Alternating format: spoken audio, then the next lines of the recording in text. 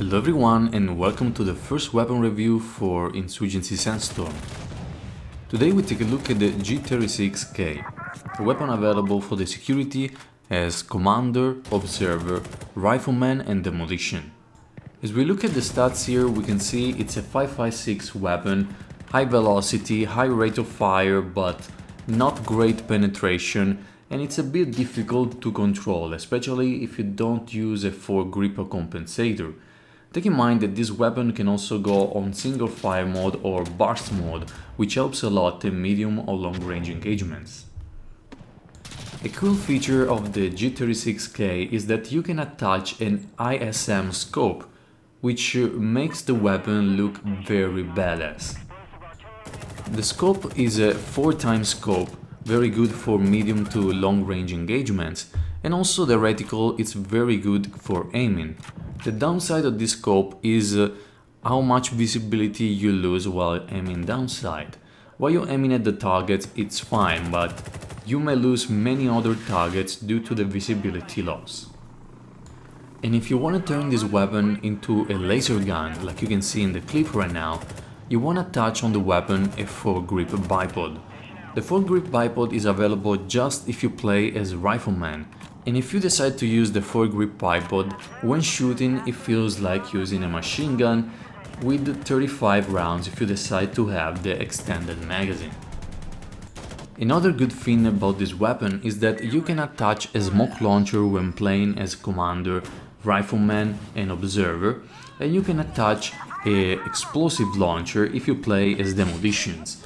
Those are very useful, the smoke launcher when attacking in order to avoid the snipers, and the explosive launcher if you want to flush out enemies which are camping inside an objective. The iron sight for the weapon is pretty good compared to the other weapons available for the security, while I believe the insurgents have better choice when it comes down to iron sights. The hip fire of the weapon is also very good due to the high rate of fire, and if you're having problem aiming with the hip fire, try using the laser sight until you get the hang of it. A curious thing about the burst fire mode of this weapon that it's pretty easy to control, so especially when you're laying down and crouching, it seems like shooting 2 bullets at the same spot. This allows the weapon to be used at medium to long ranges with pretty good results with it. But is this weapon worth the 4 supplies you spend in order to have it?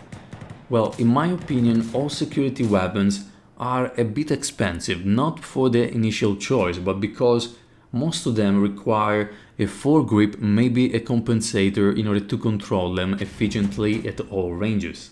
But security in general is having a hard time in Insurgency Sandstorm. If you remember, in Insurgency, security got a light armor for free because the weapons for the insurgents were very cheap.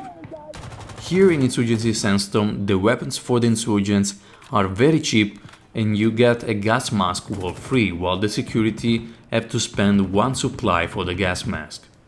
So guys, if you want to use this weapon effectively, I recommend getting used to the recoil.